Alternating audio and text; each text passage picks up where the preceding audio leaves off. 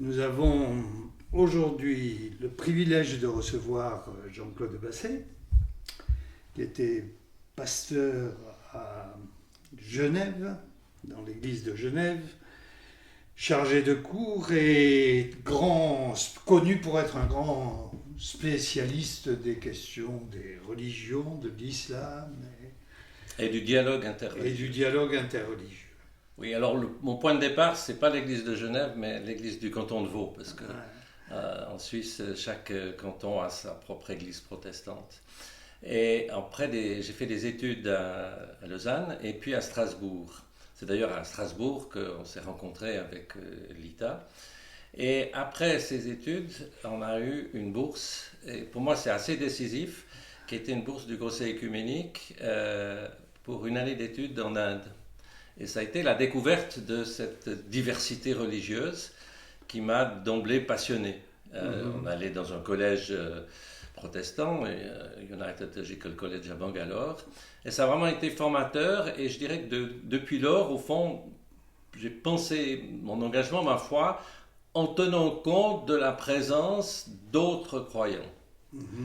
Et de retour, j'ai donc fait ma... Et alors à Bangalore, c'était essentiellement quoi Alors, le milieu, évidemment, il est hindou. hindous, Et puis, on a fait musulmans? des stages musulmans, on a découvert les Sikhs. Ouais. Et puis, on a eu la chance, parce que ça a duré, l'année d'études, c'était 9 mois, mais on est resté 12 mois. Et donc, on est allé au Sri Lanka, on a vraiment visité les hauts lieux je dirais, de toute l'Inde.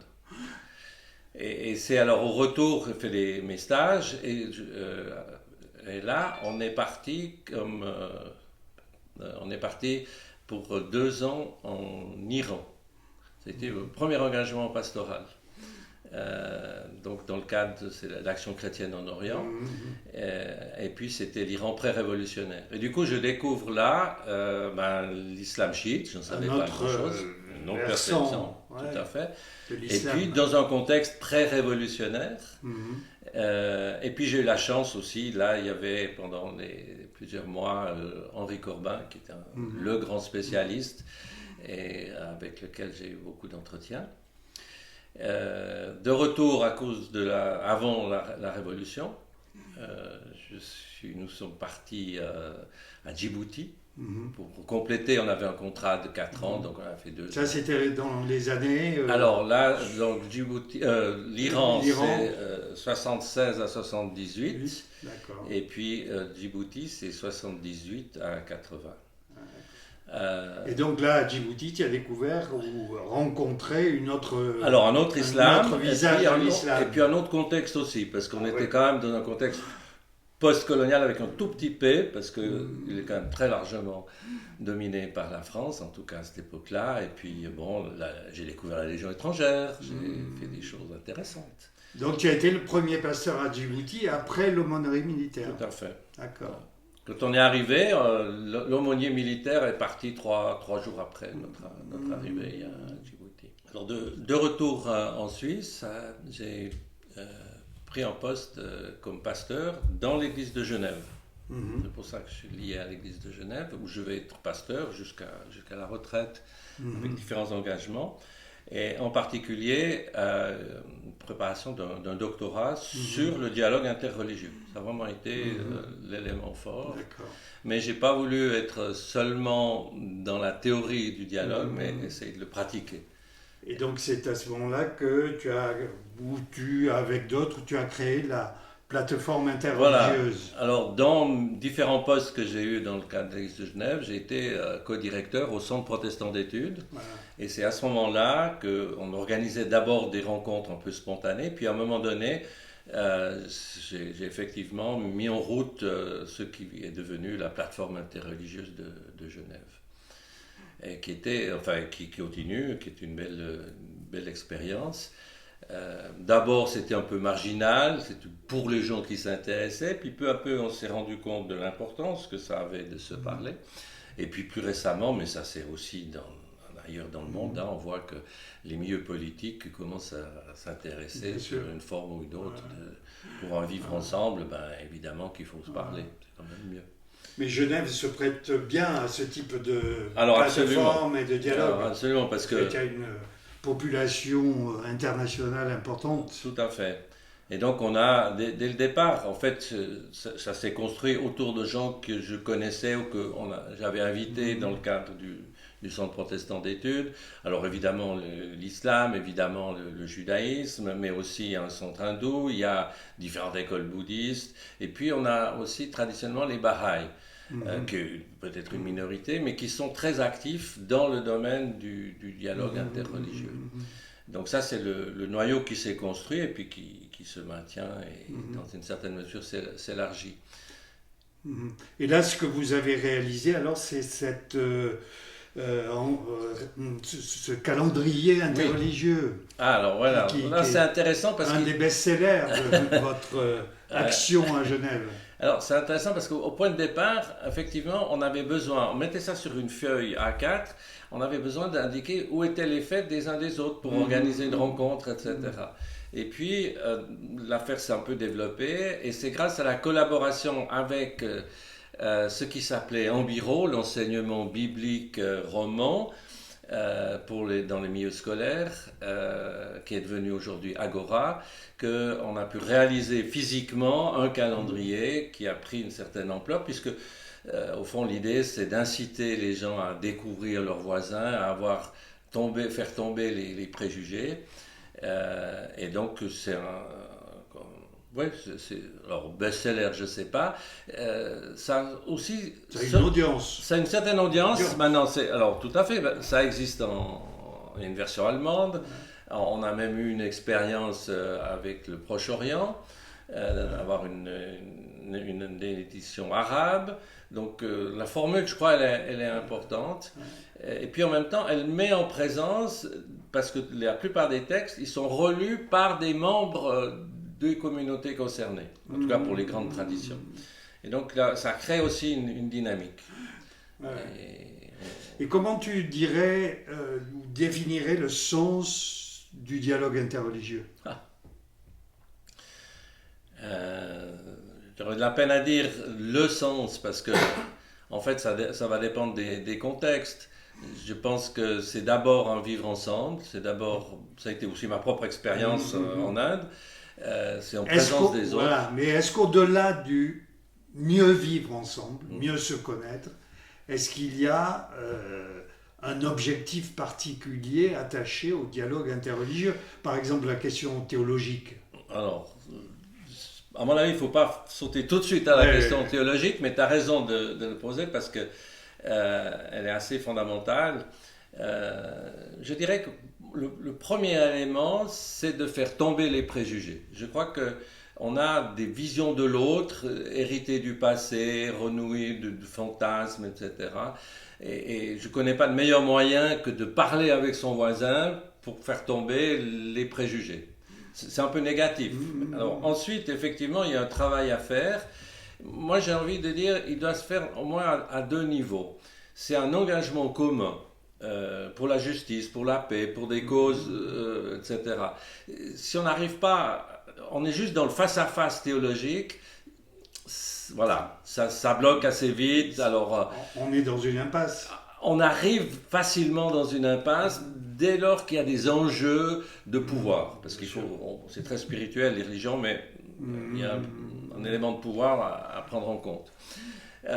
Et puis, il me semble, alors, que l'autre, effectivement, le théologique, c'est de pouvoir essayer de comprendre la foi de l'autre telle que lui ou elle le comprend. Et ça, c'est, je dirais, un travail d'effort sur soi, parce qu'il faut mettre en parenthèse. Malheureusement, dans beaucoup de dialogues officiels, etc., j'ai eu la chance de participer à un certain nombre de dialogues du Conseil œcuménique, etc. La tentation, c'est que chacun parle, mais il oublie d'écouter l'autre. Donc on a une espèce de juxtaposition d'exposés, ce qui n'est pas encore le dialogue. Puis peut-être juste encore une chose, parce que ça me tient à cœur, j'ai de belles expériences en particulier en Bruxelles avec ça s'appelait les assises de pastorale, au fond une sorte de dialogue intérieur. Comment on s'engage, comment on partage au niveau spirituel.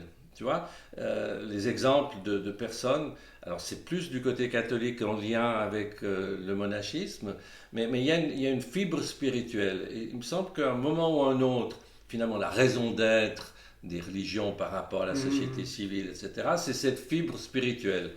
Les religions se retrouvent autour de la spiritualité. Alors, ça ne sera pas les religions, mais ça sera des adeptes, des membres, voilà, on a le dialogue intermonastique. Un chrétien peut se retrouver avec un soufiste. Et au-delà des mots même. Avec un soufi, avec un bouddhiste. Il y a des rencontres de méditation. Et quelque part, je pense qu'il y a un au-delà, un aboutissement du dialogue dans cette communion spirituelle. D'accord. Quel bilan, après ces années d'engagement dans le dialogue interreligieux, quel bilan tu ferais ? Alors honnêtement, je dirais un bilan mitigé, parce qu'au départ, il y a un enthousiasme. Là, quand j'ai publié ma thèse en 1996, les portes semblaient ouvertes, c'était une innovation, sortir de nos paroisses, au sens, pour aller à la rencontre de l'autre. Et puis on s'est rendu compte, et puis alors qu'il y a eu des étapes, mais on a beaucoup parlé et peu agi. Il y a une critique assez fondamentale qui est faite, c'est qu'au fond il y a des gens qui font du dialogue, mais ils le font juste pendant le temps de la rencontre, puis après ils rentrent chez eux, puis on a oublié. Donc ça c'est une des graves limites. Et puis l'autre, c'est effectivement le contexte politique avec un durcissement qui fait que dans le domaine en particulier qui me concerne beaucoup, qui est les relations islamo-chrétiennes, on a reculé depuis... alors, c'est des dates symboliques, mais je dirais que la révolution iranienne a été un tournant dans cette espèce de rapport qui s'instaure entre Occident et puis monde musulman.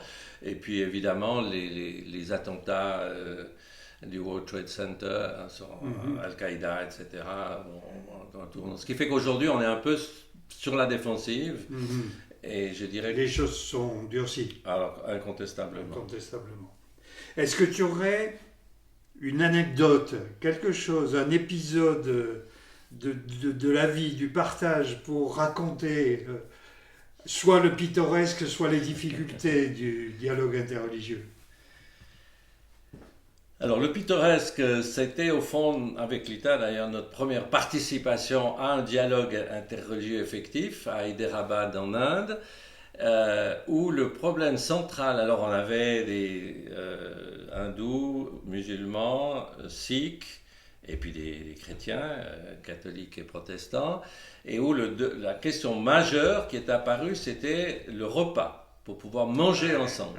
Alors on était partis étudiants, etc., avec des idées, on va découvrir, on va parler des spiritualités, etc. Et on s'est rendu compte que le musulman devait absolument manger de la viande, ça faisait partie de son identité, que l'hindou ne pouvait pas, etc. Et qu'au fond, on bloquait sur quelque chose de l'ordre de l'irrationnel, mais en même temps de l'identitaire. Et pour moi, c'est quelque chose qui restait comme une espèce de défi. On va avoir des beaux discours théologiques et autres, mais finalement, et je pense qu'une partie de la crise qu'on traverse actuellement, notamment dans les rapports entre musulmans et chrétiens en Europe, que ce soit en France, en Grande-Bretagne, en Allemagne ou en Suisse, il tient à cette espèce de mélange. C'est qu'il y a de l'identitaire, et puis la présence de l'autre, ça m'irrite. Et après, on part, alors c'est le clivage actuellement, là c'est une grande limitation, c'est qu'est-ce qui fait qu'on ne peut plus parler sereinement de l'islam et des musulmans, même entre chrétiens, même entre protestants. Quelque part, il y a immédiatement, j'allais dire, les pros et les anti. Et ça, c'est mon expérience d'anti-dialogue, parce qu'évidemment, c'est ça qui bloque. Et c'est vrai que la religion, la foi, touche à la question profonde de l'identité. Oui, avec quand même une difficulté, c'est qu'on a un courant qui met l'accent sur l'individu, sur la personne, notamment les protestants, et puis on a une autre sensibilité pour qui la communauté, l'instance, c'est le cas des catholiques, là je reste dans le cadre chrétien, mais évidemment on voit bien que dans la crise que traverse le monde musulman, c'est aussi un enjeu. Donc quand on parle du mot religion ou même spiritualité, on ne dit pas exactement la même chose. Alors peut-être qu'une des tâches du dialogue, c'est de commencer par acquérir un vocabulaire commun.